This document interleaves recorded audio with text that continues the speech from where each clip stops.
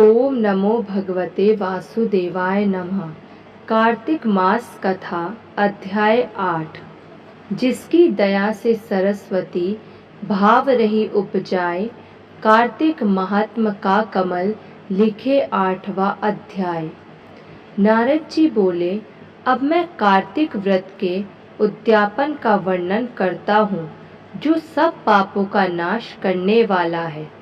व्रत का पालन करने वाला मनुष्य कार्तिक शुक्ल चतुर्दशी को व्रत की पूर्ति और भगवान विष्णु की प्रीति के लिए उद्यापन करे।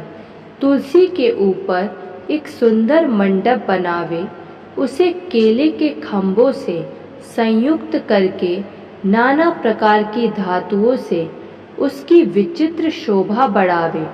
मंडप के चारों ओर दीपकों की श्रेणी सुंदर ढंग से सजाकर रखे। उस मंडप में सुंदर बंधनवारों से सुशोभित 4 दरवाजे बनावे और उन्हें फूलों से तथा चंवर से सुसज्जित करे। द्वारों पर पृथक पृथक मिट्टी के द्वारपाल बनाकर उनकी पूजा करे। उनके नाम इस प्रकार है: जय, विजय, चंड, प्रचंड, नंद, सुनंद, कुमुद और कुमुदाक्ष। उन्हें चारों दरवाजों पर 2-2 के क्रम से स्थापित कर भक्ति पूर्वक पूजन करे। तुलसी की जड़ के समीप 4 रंगों से सुशोभित सर्वोतभद्र मंडल बनावे और उसके ऊपर पूर्ण पत्र तथा पंचरत्न से संयुक्त कलश की स्थापना करें। कलश के ऊपर शंख, चक्र, गदाधारी भगवान विष्णु का पूजन करें। भक्ति पूर्वक उस तिथि में उपवास करें तथा रात्रि में गीत, वाद्य, कीर्तन आदि मंगलमय आयोजनों के साथ जागरण करें। जो भगवान विष्णु के लिए जागरण करते समय भक्ति पूर्वक भगवत संबंधी पदों का गान करते हैं, वे सैकड़ों जन्मों की पाप राशि से मुक्त हो जाते हैं। जो मनुष्य भगवान के निमित्त जागरण करके रात्रि भर भगवान का कीर्तन करते हैं, उनको असंख्य गोदान का फल मिलता है। जो मनुष्य भगवान की मूर्ति के सामने नृत्य गान करते हैं, उनके अनेक जन्मों के एकत्रित पाप नष्ट हो जाते हैं।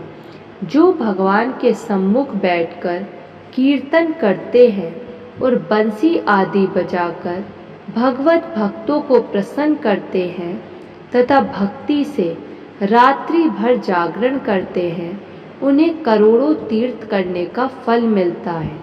उसके बाद पूर्णमासी में एक सप्तृक ब्राह्मण को निमंत्रित करें, प्रातः काल स्नान और देव पूजन करके वेदी पर अग्नि की स्थापना करें और भगवान की प्रीति के लिए तिल और खीर की आहुति दे।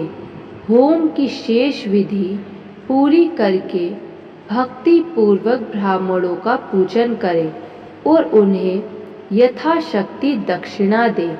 फिर उनसे इस प्रकार क्षमा प्रार्थना करें, आप सब लोगों की अनुकंपा से मुझ पर भगवान सदैव प्रसन्न रहे।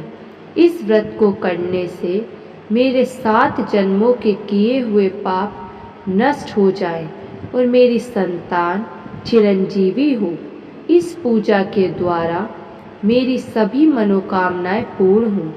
मेरी मृत्यु के पश्चात मुझे अतिशय दुर्लभ विष्णु लोक की प्राप्ति हो। पूजा की समस्त वस्तुओं के साथ गाय भी गुरु को दान में दे। उसके पश्चात घर वालों और मित्रों के साथ स्वयं भोजन करे।